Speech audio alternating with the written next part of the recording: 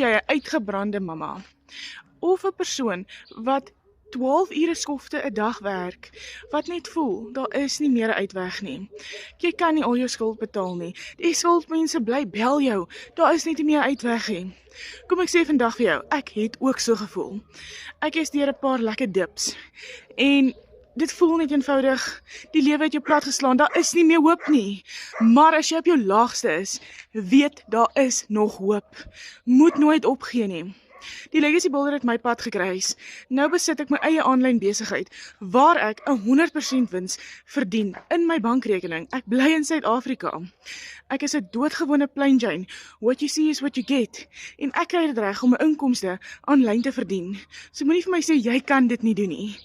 Jy kan, as jy coachable is, jy is bereid om te leer, is jou kop deur. As jy reg is om vir jouself 'n inkomste te skep, sonder enige tax skills, jy's op die regte plek. Comment vir my hieronder, tax skills, en ek wys jou.